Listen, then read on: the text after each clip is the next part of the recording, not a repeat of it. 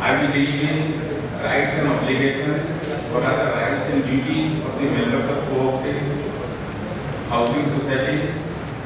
That will be 45 minutes. Then Mr. Parthasarathy, the Vice President of MSWA, will deal with the guideline issued, Paris issued under 79A. As you know, the first guideline came on 9 January 2009, and the second had come on 2 July 2019. Mr. Parthasarathy will deal with those topics very much in detail because he has also got about 45 minutes to talk and attend to the question. Now, before I go to the topic per se, the very important thing is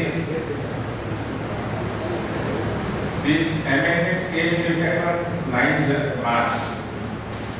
So far, the rules have not been notified, unfortunately.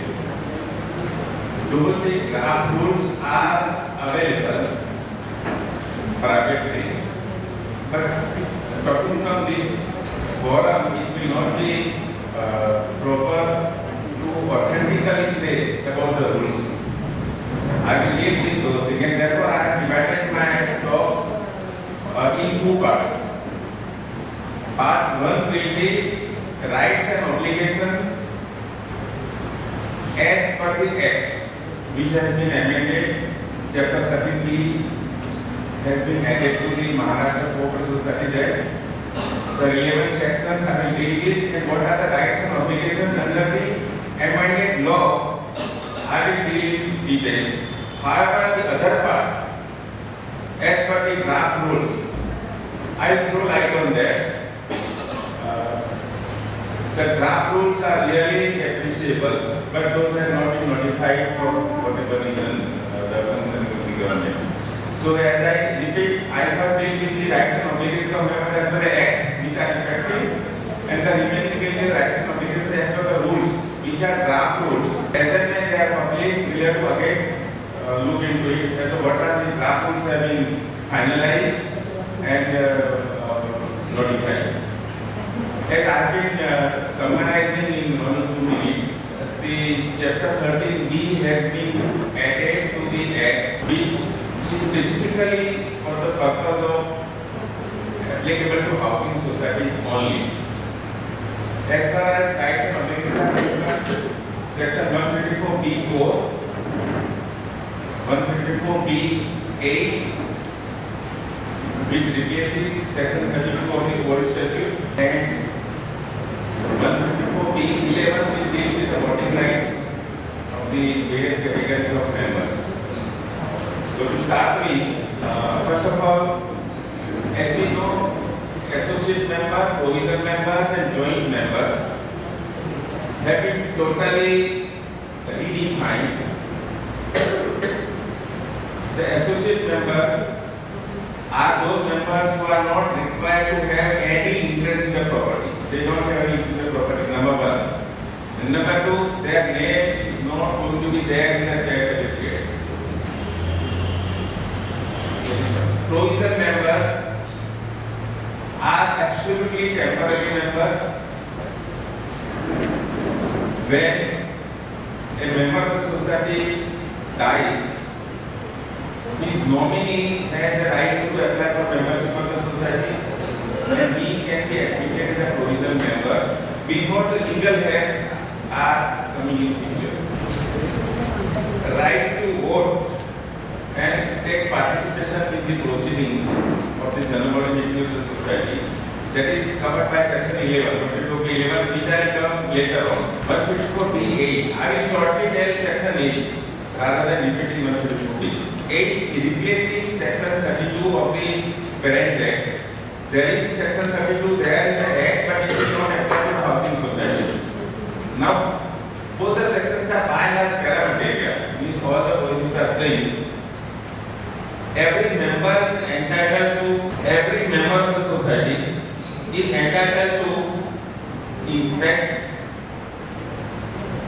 free of cost at society office during office hours of the society or during the hours as may be decided by the society, and inform to the members.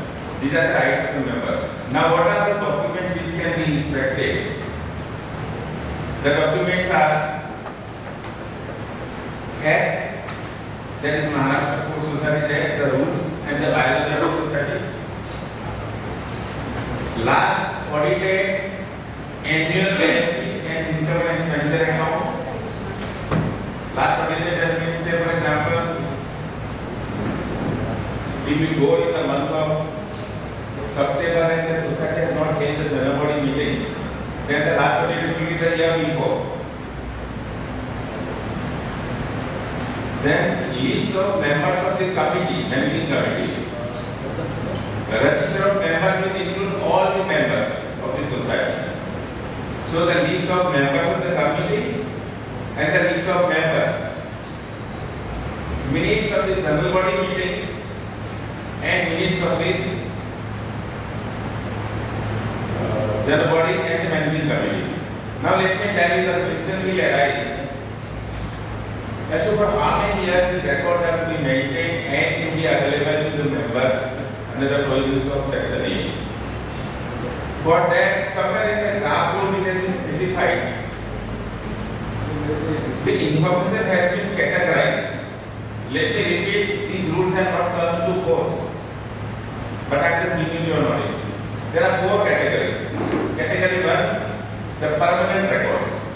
It is called category A. Category B, the records which are to be maintained for 10 years or more. Category C, the records between 3 to 5 years. So 5 to 10 years. And category D, records up to 3 years. So once these categories are notified, the rules are notified, this will go into effect. As of today, under Section 8, 158, the member has got right for this kind of information. Last item is those portion of books and records in which transactions are recorded. Say for example, if you are asking for the inspection of the records, ledger account or cash book or anything, you cannot look into the accounts of other members. So those records and those pages in which the accounts of that particular members or the information of that particular member is recorded, that can only be inspected. So these are the 8 or various categories. Now, and this is as per the Act. So rules will not be able to do away with these things. The second part of the section is furnishing the copy of these records. Now, once the member inspects this, he will have a right to ask for the certified true copies of all these documents. Then see that these are specific items. It is not everything. However, the guidelines issued by the government under 79A, the recent one as the previous one, those informations in my view will be available to the members in case of those societies they are going for redevelopment. Why I have brought this to your notice? I have come across the cases where the registrars have been refusing on the ground that as said today, Section 32 does not include this thing. And therefore, let me tell you, Section 8 plus all those information which a member of a redeveloping society, as per the guidelines, whatever documents are required to be given to the members, have to be available to the members. As far as the copies are concerned, you have to pay the fees in advance. The fees will be as per the bylaws. However, the registrar has the power to prescribe or change the fee structure. That the relevant rule which is in offering rather, you can say it has not been, but that rule is 11A9 is the rule which describes a lot many specific rights as well as obligations. Those are the right to inspect that part of the Act. The second is the copies thereof on payment of development storage. Society shall maintain, this is a very important thing. How to maintain the records for the purpose of facilitating inspection by the members. Now you have to catalog these information available in the society and it has to be indexed so that the member is facilitated in going for the That's what we would like to go through. So entire list will be cataloged with duly indexed. So this is a very important thing which will be very useful and important. No, gentlemen, these are not, as I repeat again once again, gentlemen, these rules have not been published. These are privately rules have been in circulation. But I am referring to the rules because it may be notified without much of the changes. But as you know, the government function of the bureaucracy is not so, I think, cooperative. So they are not coming forward with notification. These rules have been there in circulation long back, but they have not been notified for some reason or the other. No. See, draft rules are always given, but those have not been notified. Then I deal with the questions later on. You note down.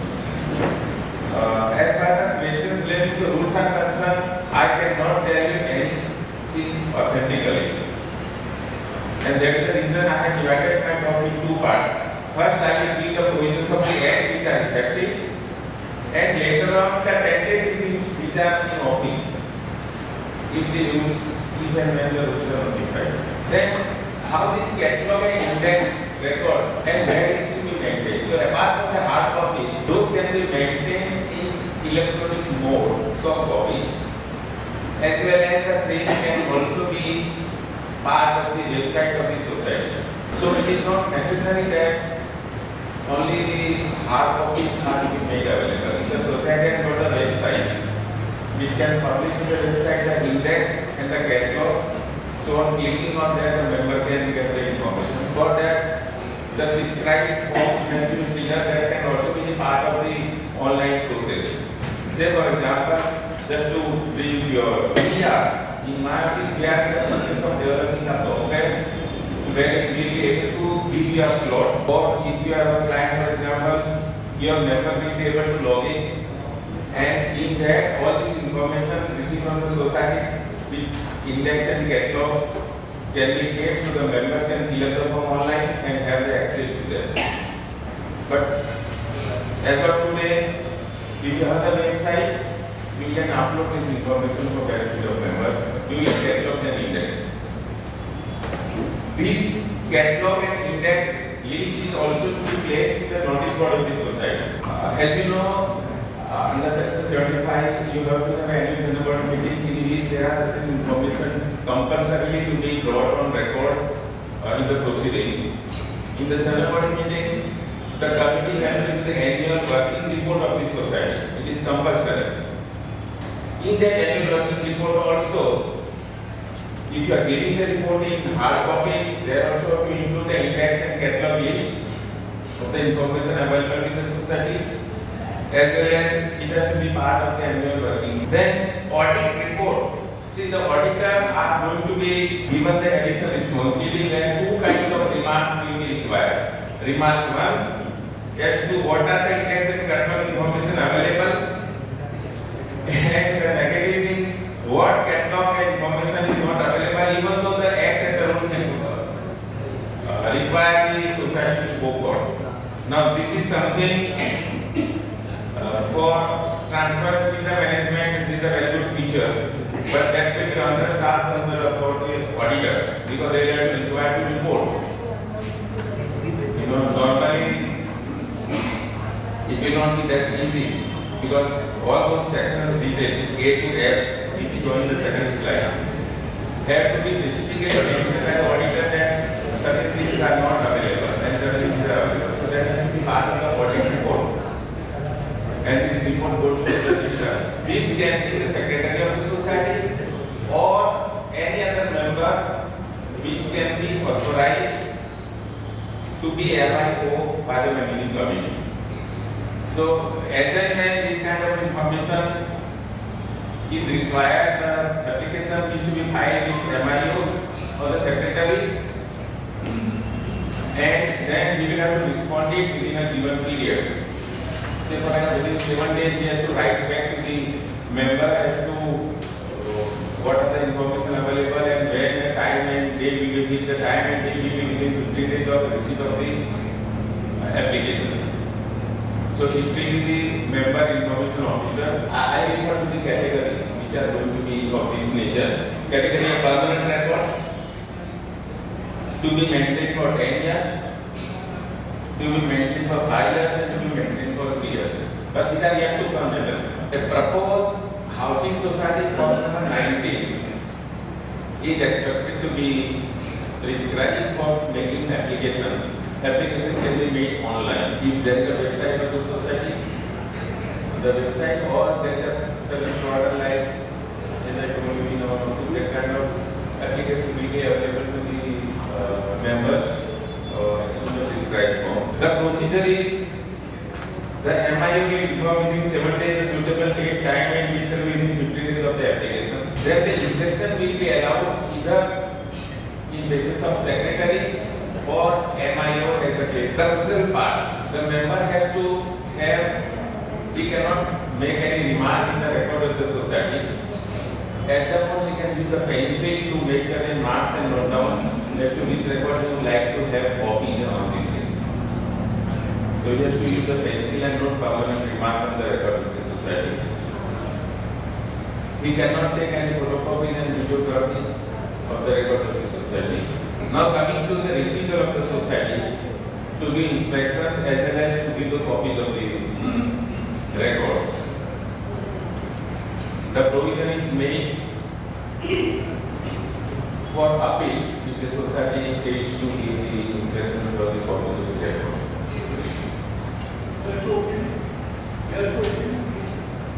Can you reserve question for after completion of the term?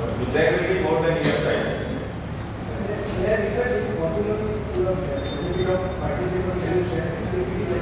See, this cannot be said simply because the rules have not been notified.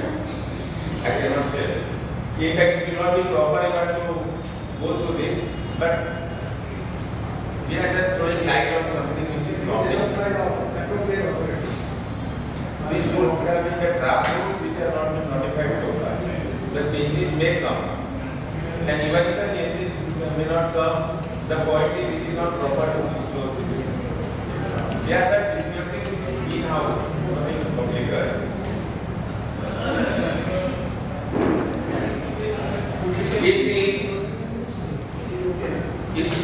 It's good if you don't take, because it came out with the same thing.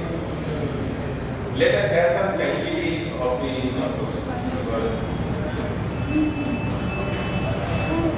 so if you make an appeal within 30 days, you have to file an appeal, and the registrar has to decide that appeal within further 30 days. This is what is the proposed prescribed procedure. That order has to be necessarily implemented by the society. As you know, the Parent Act includes section 79. It says that the registrar has got the right to, rather power to issue direction, and when directions are not implemented, further authorize his own officer to take charge of the record and all these things. Similar provisions are there in this chapter also for housing society. That is section 154B27, which is almost parallel with section 79 of the Parent Act. So, if what if the society does not implement an order or a direction issued by the registrar for giving inspections of the copies, in that case, it will amount to a breach of the provisions of section 146. If you see when the provisions were amended, clause P2 has been added to section 146, which says that if a society fails to give the copies, then it is an offence and breach of the provisions of the Act. And the corresponding section 147 also is amended by adding clause P2 again, that the penalty will be 100 rupees per day and 5,000 maximum.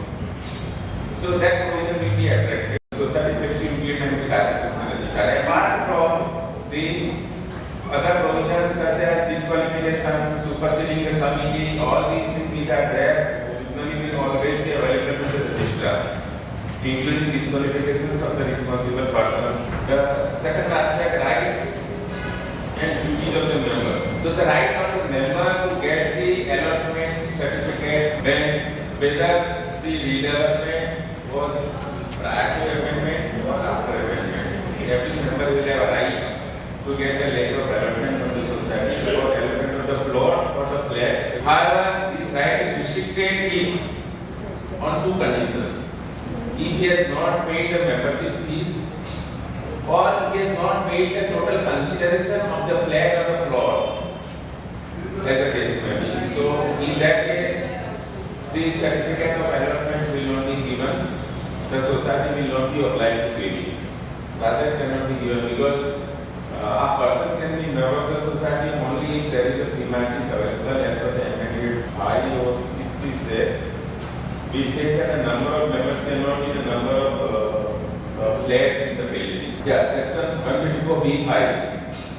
Housing society shall not admit to its membership persons exceeding the number of flats or the plots as the case may be available for allotment in the co-owned housing society. So unless the consideration is paid in full and the membership fees are also paid, if these are paid, then the member is eligible to ask for the allotment certificate. Now this allotment certificate can be one of the title document as far as the right of the society is concerned. I think to my knowledge this certificate will not be available as an evidence in the court of law when it comes to Transfer of Property Act and the Registration Act. Because those provisions require compulsory registration of the document and registration act to have the marketability of title in your hands. And you have to understand the distinction between your membership and the occupation of the flat and the title document as required under Transfer of Property Act. So you have to understand the distinction. Occupation, you have got a right to occupy the flat. That is your right as a member of the society. Right to occupy the flat to member, joint member and provisional member, subject to terms and now see this, the difference between the word associate member is missing here. Previously the position was totally different. Associate member was in both the categories, the ownership category also and non-ownership category. Now here it is very clear that associate members are not supposed to be having interest in the flat. If such member has an interest, then he will be either joint member or provisional member, one of the legal entities. So the most important thing that a member has got a right. Which member? Member, joint member and provisional member. They have got a right to be in occupation of the flat. Secondly, the member has also got a right to enter the licenses. If a member has got a right, the society cannot deny that will not allow you to have a license. Of course, you have to follow the provisions in the bylaws or the rules and regulations that may have been approved by the body in this society within four corners of the rules and the bylaws. Rights and duties further, we are going to section 10, which first 4 items are as per the Act. And the remaining 5 to I think 23 items are as per the proposed rules. So the first 4 are very important, which are offending. A defaulter cannot be appointed, nominated, co-opted for being a member of the committee. And if he has been already appointed in the committee, elected in the committee, and he incurs this disability, disqualification, then court fee has to go out, apart from other conditions. However, the law says that if the defaulter member corrects his position by making the payment, then he can continue to be the committee. So when the notice is issued to a defaulter member to be out of the committee, he has got an option to make the payment forthwith and continue to be the member. He has a duty to pay the dues of the society within the time as decided by the general body. Now let me tell you, if you note down also, because this is a part of the Act. The due date, my advice will be, let the due date of the maintenance bill be decided by the general body. You generally say within a 1.5 months of the date of bill, or within 1 month of the date of bill, or within the end of the. But I would like, because the provision here is by the general body. Now normally the due date is changed by the managing committee many times on account of various circumstances. So it will be advisable that the resolution is passed, or in alternate that authority, the resolution passed giving the authority to the managing committee. That will be at least required, so that the managing committee has got an option to come out with various problems faced by the member for the due date. The most important thing, which in case of redevelopment of the, we have observed that the member do not vacate the plan. They create problems and obstacles. It is an obligation that to vacate the plan and require for redevelopment of the building as decided by the general. When general body decides to go for redevelopment, irrespective of your not agreeing to that, you have to vacate the plan the general body has decided. So now we not have option, we not have a luxury कि मैं बैठ जाएगा, मैं निकलेगा नहीं और सब काम रुकेगा, ये सब चीज जो मनसा है वो that is out of question. In fact, there are a number of cases also, the court cases where it has been held by the court that if the majority as required by the law or by the circular has approved for going for general body, the member cannot come in the way simply because he does not agree with the redevelopment. The most important thing is the associate member can contest the election to the committee and also will be liable to action that can be contemplated against the member. This is in two parts. Why associate member? We refer to the definition of associate member. Associate member means husband, wife, father, mother, brother, sister, son, daughter, son-in-law, daughter-in-law, nephew, niece. A person duly admitted to the membership of the housing society on written recommendation of the member. Very important, the written recommendation of the member out of these 10 categories. And what is the purpose of that membership? What is the idea behind writing this thing? To exercise his right and duties. The member wants that his right and duty be exercised by someone else out of his family and not he himself. That he has to induct associate member out of these 10 category family members. Say for example, this year you have an associate member and he is attending with your return. When next time the body comes, he has to have the written permission in hand.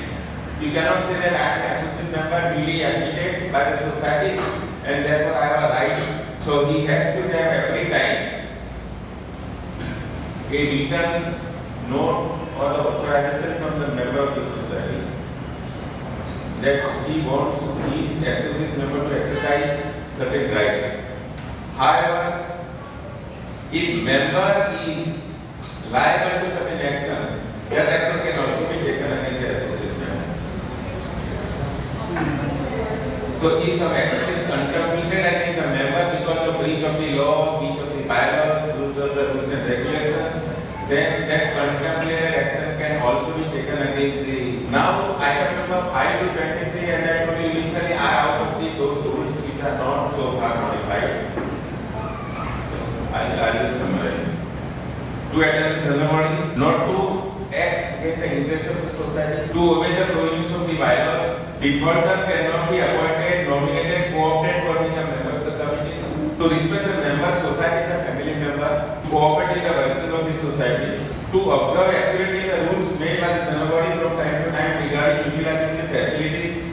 If you have facilities in your society, for example, gym है, या तो sports club है, swimming pool है, तो all those facilities के लिए जो society ने rules regulations बनाए होंगे, those are to be meticulously, accurately, observe accurately are the words over there. So you have to follow those rules and regulations. Then to implement the society about inducting the labor license 50 days prior to induction of the licensing. At present, I think number 43 is there in the standard model bylaws, which requires a member to file the documents 8 days prior to inducting the license. So his right to induct the licensing cannot be turned away by the society. but he has an obligation. He informs the society, he gives a copy of the file of the agreement, and secondly, this agreement should be filed with the local police station, and the acknowledgement of that is also to be given to the society. So this is an important thing. And one more thing, the proposed licensee has to admit by giving an undertaking to the society that he will follow the rules and regulations and the bylaws of the society like the owner of the flat member. So these are the conditions for and the obligations. No alterations or additions without previous written permission of the society. Then let me tell you, even if these rules are not trained or rather notified, most of these items are such that otherwise also we normally follow. Several alterations and additions, renovations cannot be done without prior permission of the society. Or even the structural changes, you have to take the permission of the local authority or to the planning authority. Not to keep animal, birds in the compound, flat, bungalow without prior permission of the society. You must have read lot many judgments on this. Even the municipal authorities are also आगे पकड़ के लेके जाते हैं. We have read the cases of the city at least. So, abide by society rules, regulations, not to be issued by the government and animal welfare board. So you have to follow those whatever rules and regulations. Shall use the land for the purpose of dispensary, consulting room, nursing home, floor mill, coaching classes, cradle home, beauty parlor, etc. as per the plan sanctioned by the authority. The list does not mean that all these things can be done by every member in his residential plan. If the local authority while sanctioning the plan has sanctioned these things, then this will be considered as a activities that can be conducted in the housing plan, residential plan. Not to use the plan for the purposes other than those mentioned. Vehicles shall be parked as per the rules and regulations, as may have been regulations which have been approved by the general body. Shall not make any internal structure changes in this plan without prior permission. Shall vacate the plan for redevelopment and major area decided by the general body.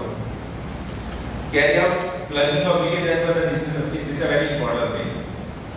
And this is something new and which was required actually. When there is a leakage from your flat to the flat below, most of the time the members do not cooperate, even though the society also stepping into. So it will be very much necessary for the member, it's an obligation of the member under the proposed rule that he will himself carry out the plugging or he will allow the society to do it, depending on the nature of plugging required and the nature of default or whatever is there in the system, because of which leakages have. To cooperate with the society for inspection of flat or to carry out any repairs in the flat has been decided by the committee or the general body. You cannot refuse that I will not allow your contractor to enter on this. It's a part of the operation. Now, what is the difference between the proposed rules and the bylaws? See, this kind of provisions are there in the bylaws also. But the beauty of these things is, I understand it is very useful for the reason that when you don't do something which has been in the rules, you are committing breach of the rules, which is much stricter offense compared to breach of the bylaws. Because bylaws is not a law, it's a contract between you and the society. If you commit a breach of contract, for which the consequences will be within the hands of the society. But when it comes to the breach of the act and the rules, it will come within the purview of the provisions of the code. So, to that extent, it's a salutary provision in my view. And without permission, you cannot assign mortgage credit and charge. See, this is something again new.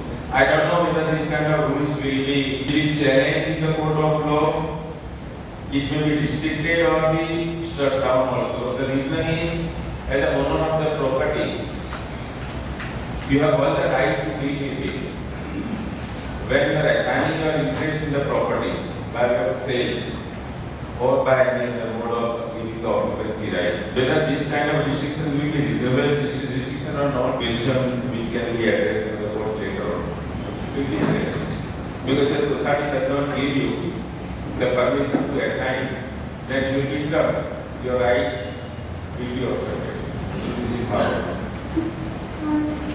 Now coming to this deals with the voting rights. Now most of the items, all the items are as per the Act.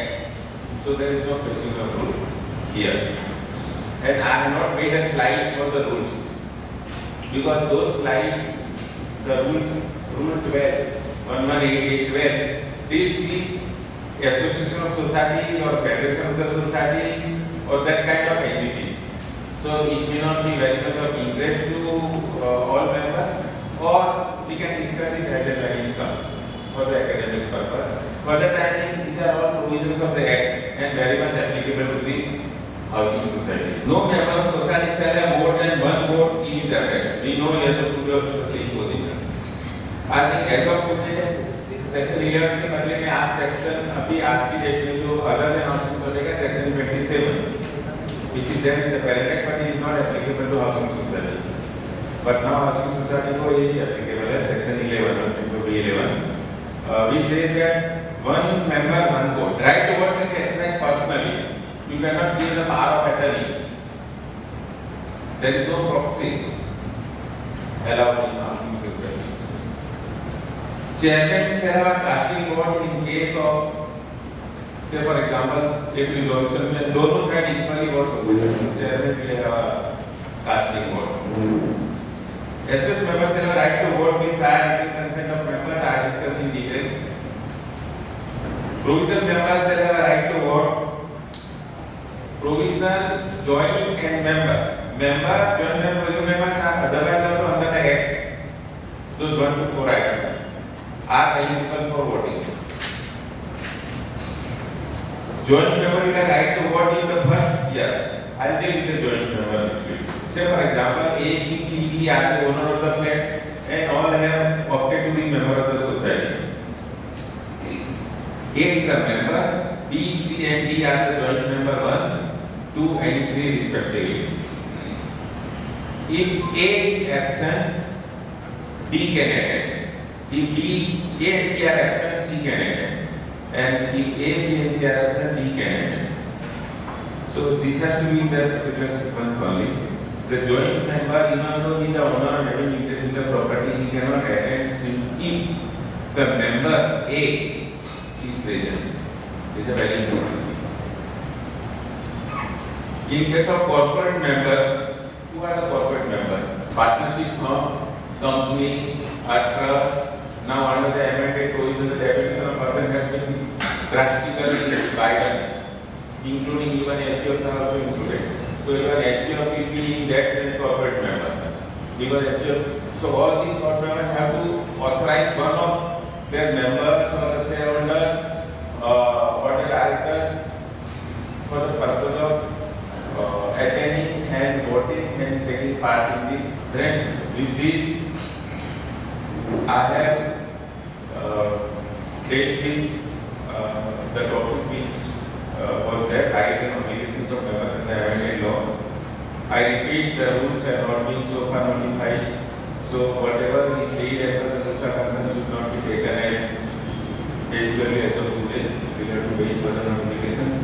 Next time on 6th October, I will be taking up the topic of creation of funds and then use the contribution to be taken from member the investment. These 4 aspects of the funds and the finances of the societies, which are normally ignored by either the committee member or the members. But these are very important things.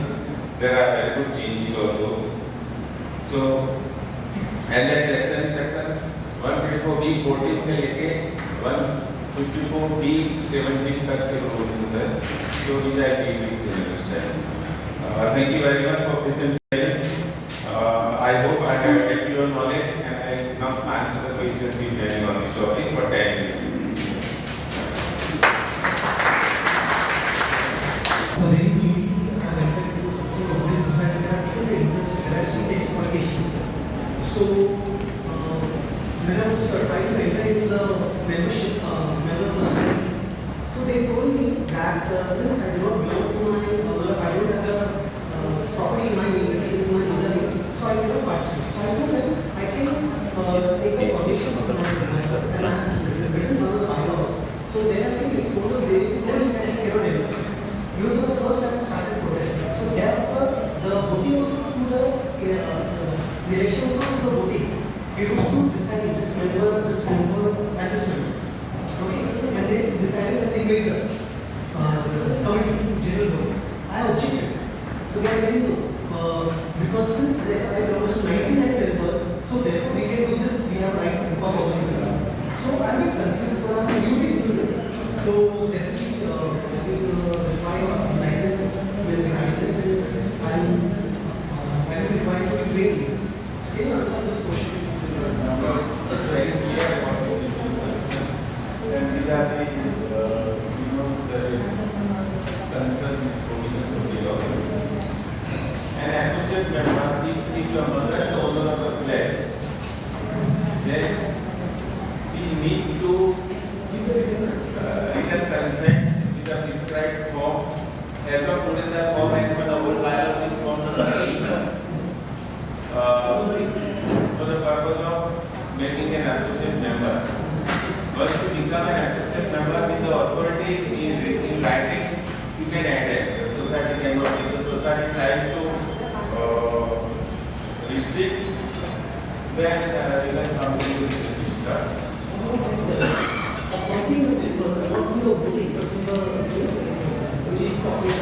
See, once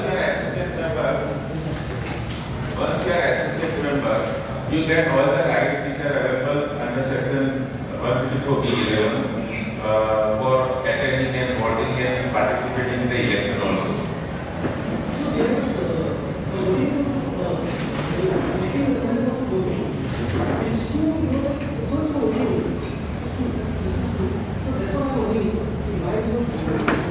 See, voting and all these things are the question of procedure in a particular meeting. If one of the members in the house, in the general body meeting, proposes that a topic, a resolution के voting होना चाहिए, then the chairman has to take the call and he has to decide that voting होना चाहिए. उसके भी दो प्रकार है, whether by raising the hands or by secret ballot. So all these issues are the question of a particular meeting where the chairman, at the instance of one of the members. But if you are an associate member, you are as a member for attending the meeting, voting and participating in the election. How the voting takes place is a question to be decided in that particular meeting at the instance of a suggestion of a member and the decision of the chairman of the meeting. Yeah, next year.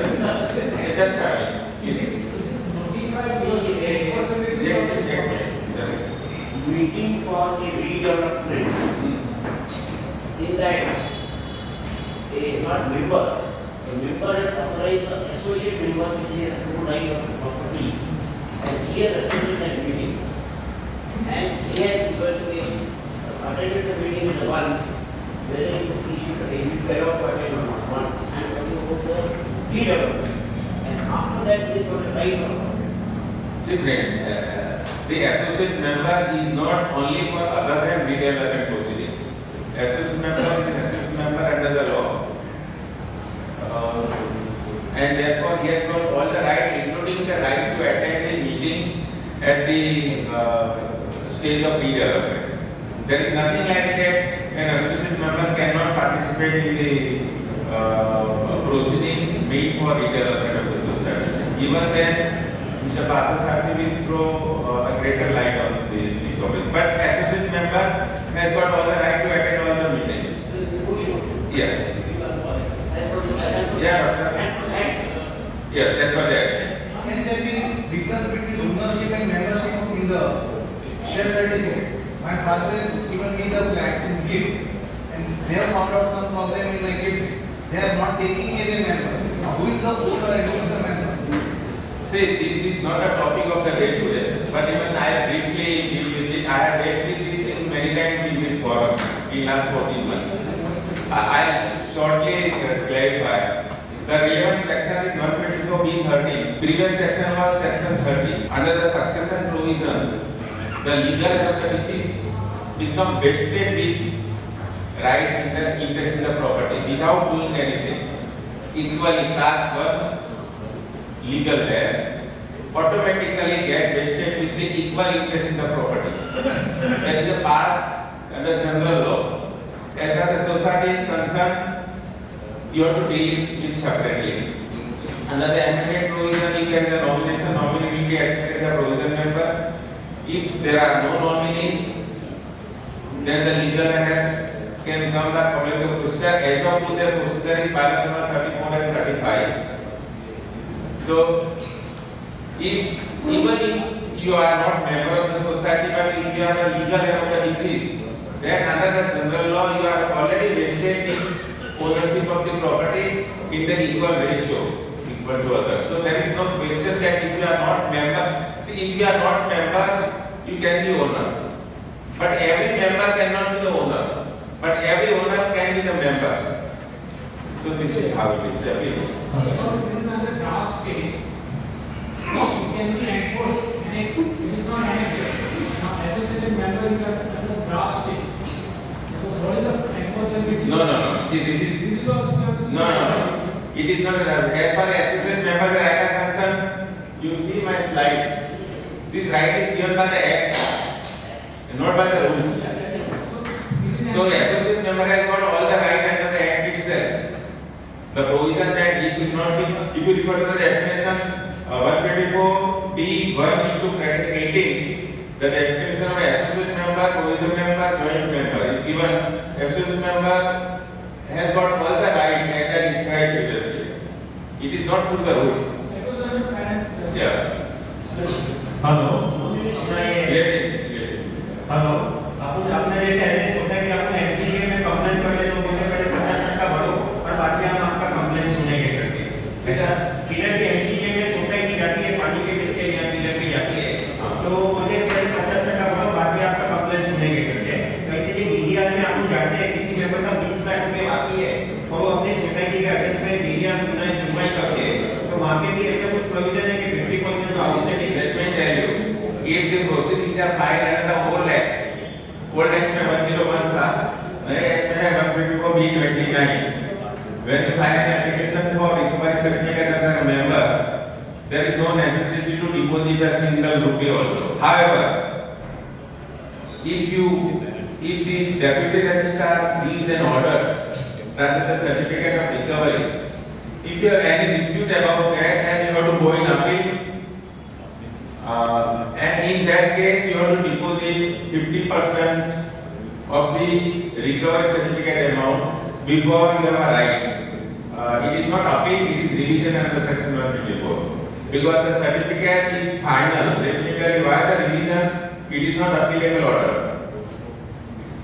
An order passed under 154B29 is a final order, and therefore the revision applies under 154. You have to deposit 50%.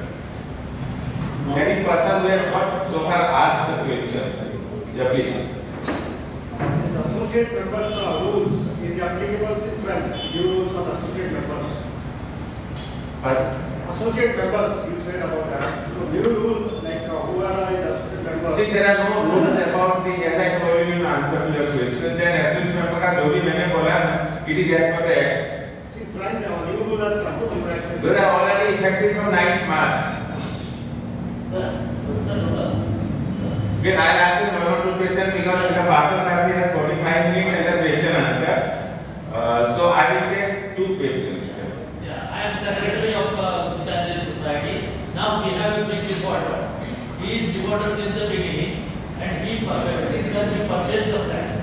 Now he has applied for the change of membership or membership. He is not paying the society dues because he says the society which used to charge 50,000 for the transfer as a protected token. He said no, but the previous owner didn't tell me about this. So because of that he stopped payment. And for 20 years he is not paying anything, living for free. Now we are in the redevelopment process. Now the situation is, he is not a member. Where do we go? Because Rajnikant is not a member. We cannot go under section 101 or whatever. And in the legal courts, it takes a lot of time. So other secretaries trying. Okay, I understand that very. Gentlemen, you are misguided to a certain extent. You have to see the definition of defaulter and definition of dues. Right. Under 124B1, the defaulter is a person who is a owner, member or occupant. So it is not necessary that for the purpose of filing a certificate recovery proceedings, the person has to be a member of the society. You can file as a non-member, you can file as an owner. If you see the definition of defaulter, 124B11 is that, yeah, 11 subclause, means a member or a flat owner or occupier who fails to make the payment of the dues. Now what are the dues? Dues as per the bill raised by you on the owner or on the member. So, He's you can occupied. occupier, member and owner also, whatever is there. You can go and file the recovery certificate proceedings under section 29, 124B. To the registrar. Yes, and you receive the recovery certificate. Even if he is not a member. Membership is not required Or not required. for the purpose of recovery certificate. Only one question that happened. He has not asked any questions. I am not asking. Okay, please. Go ahead. That's the issue.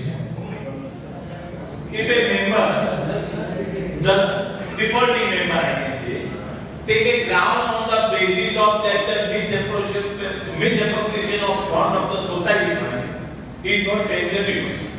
What will be the action taken by the society? There's one direct connection between the fraud and all these things and the non-payment. Payment has to be made. So here the obligation to make the payment of maintenance charges. We have seen it is a part of that. You cannot say that fraud है इसलिए मैं maintenance payment नहीं करेगा. Okay, second. मेरे उधर leakage है इसलिए मैं maintenance payment नहीं करेगा. ये सब issues are not. Second, when a registration agreement take place and the new member does not take the possession because the old member is not maintaining the plan, in such a scenario, what will who is the member of the contract? See, society does not come in picture. It's a relation of contract between the two private parties. Society has nothing to do with that. No, it is a registered document. He has submitted the document. to- However, society is concerned with paragraph number 38 सब document आने चाहिए. That's all. Everything has come, but the old member is not maintaining the plan. So that's the problem of the purchaser, not the problem of society. Let me please. So we have got a peculiar situation wherein the secretary has resigned sometime last week because of health reasons. So I just wanted to understand what is the how does somebody relate within the managing committee itself be co-opt or what happens? What is It's a very co-option is there. Yeah. There is also a possibility because the secretary and treasurer were good friends at some point in time. But I think the treasurer also has got a little wonky, he's got a little this thing, because of the support mechanism having gone.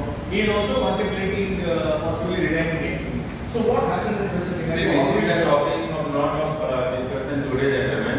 But even then, if somebody has resigned from the office bearership, number one, there are special provisions that the office bearer cannot resign.